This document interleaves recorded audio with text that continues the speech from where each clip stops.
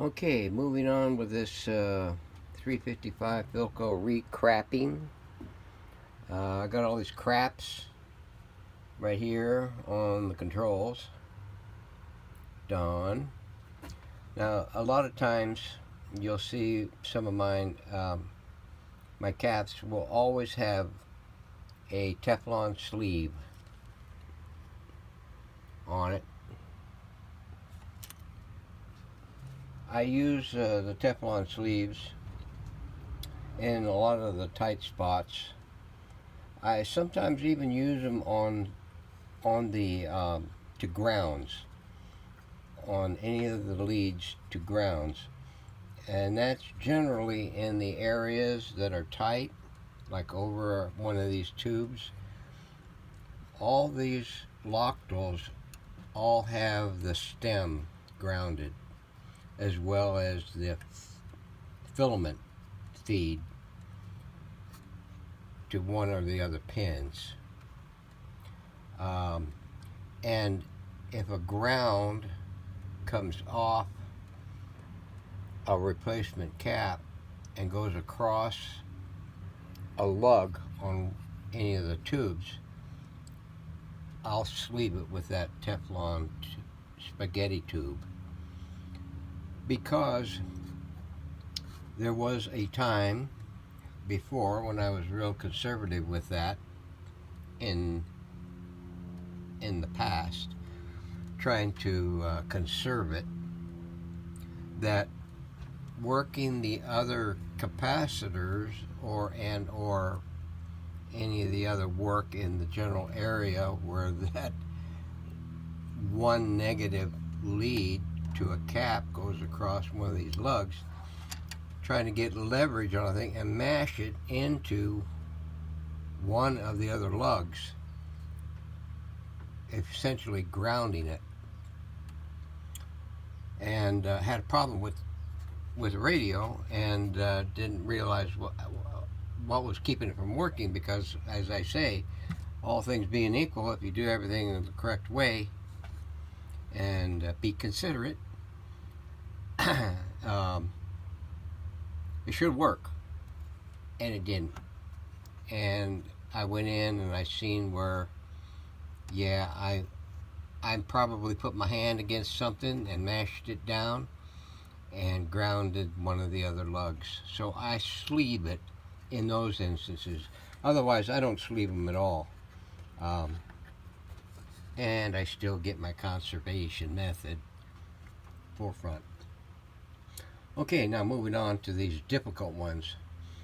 When that thing is in here and you got all those connections to it, you ain't gonna get to these. I'll tell you that right now. You ain't gonna get to them, and don't put them off. You need to get them out of there and get them gone and get the fresh ones in. This is a, step forward, two step back, step forward, two step back. In the methodology of getting this caps in there, because you will notice this 32 and that 30 cap tie into that lug right there. That is a 4 lug, one with ground, and it's underneath that 10K resistor. And when you got that bag of snakes crawling all over the top of this thing, you ain't gonna get to it. So, and you notice my sleeving is in there. In the tight spots like that, use a sleeve. And don't be chintzy. Spread the wealth. What do they say? Buy local. I get all my caps and all my tubes and some of my other stuff, E-caps, yellow caps and everything. I get them from Sal's Capacitor. if you're on Antique Radio Forum, you'll see his ad in there to the right or to the left of all the posts. And he has good prices on lots of individual capacitors. And the shipping is reasonable. However, lately he's getting a little old, I guess, like me, and getting forgetful. And I got an order in with him, and I still haven't heard from him. So, hope he's okay. So anyway, that's all I wanted to cover on this. Was mostly that, and the fact that we're moving on with this chassis, and we've got the other things ready to go back in, cleaned up and everything. The cabinet had been in its initial sanding state. We've got it in a rough sand. We're going to take it down to a finer grit and get her refined, and then we're going to schedule a pre-staining for it.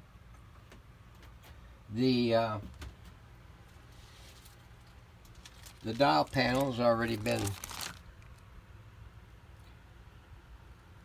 staged. I got the brass band on it with the titling for the knobs all straightened again, as good as humanly possible, like they say. And I got the baffle, this baffle plate right here that blocks any light coming up through the panel and washing the front part of your dial glass. It keeps the light down below.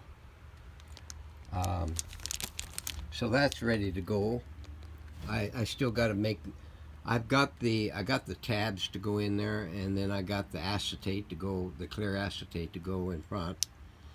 But I'm going to do that before I put the panel on it, and that's sometime down the road. So we're going to keep going with this issue and try to get it out of the way by this evening, but it might take till tomorrow. Also, one other technical note I wanted to do on these recrappings. Let me get a pointer. When you put these caps in, always look ahead, because you put them caps in there without a consideration of what you might need to consider, and you put a cap in front of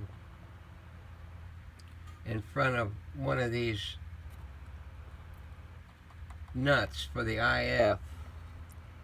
Here's another one for the IF. That there's factory.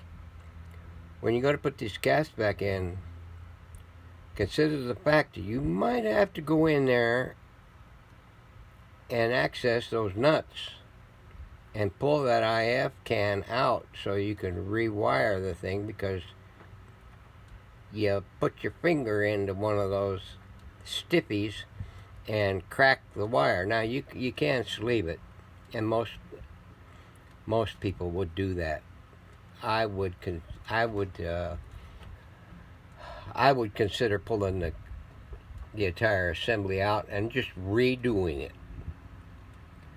because like I say, I charge a lot of money for these, although not all of them. You get a Firestone or General Electric and everything, affordable line. I mean, they're not going to bring a lot of money, but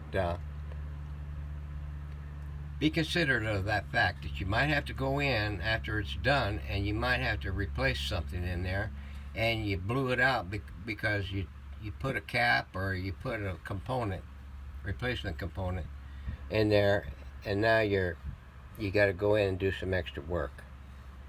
So keep that in mind. Stay tuned, there will be more.